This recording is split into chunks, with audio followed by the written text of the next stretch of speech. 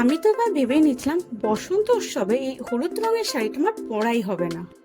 আর এই যে গোটা ইন্টারনেটে ভাইরাল এই চেরি ব্লুজল টি জায়গাটা, তাই আমরাও ঠিক করেছি বন্ধুরা মিলে আজকে এখানেই দেখা করব।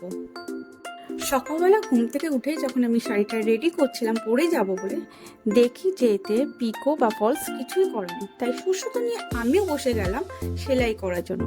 ফলস পিকো করে তারপর আমি শাড়িটাকে একবারে পাট পাট করে একবারে কুচি কুচি রেডি করে আমি একবারে ইস্ত্রি করে রেডি করছি, যেন পরার সময় কোনো অসুবিধা না হয়। তারপর দুপুরবেলা খেতে বসে সর্বপ্রথম আগে খাবারগুলো তুলে নিয়ে আমার পাখিদের উদ্দেশ্যে আগে নিয়ে গেলাম ছাদে। দেওয়ার সাথে সাথেই কিন্তু দুজন চলে এসছে আমার বন্ধু খাওয়ার জন্য। তাদেরকে খাইয়ে এবার আমি নিজেও খেতে বসলাম।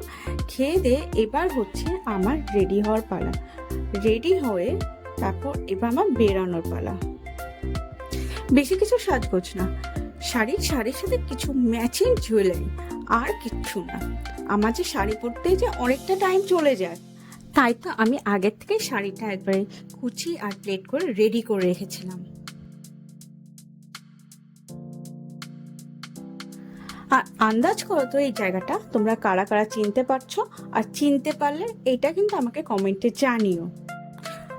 অনেকদিন পর যখন বন্ধুরা আমরা এক জায়গায় হই তখন কিন্তু খুবই আনন্দ আর মজা লাগে।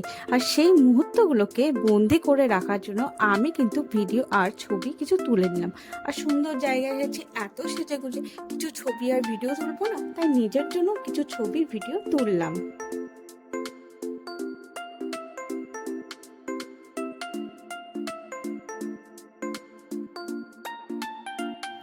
বন্ধুদের সাথে অনেকদিন পর জমিয়ে আড্ডা দিলাম।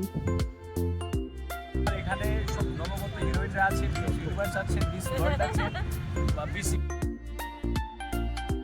আজকের মতো এতটাই, আবার অন্য কোনো ভিডিওতে তোমাদের সাথে দেখা হবে।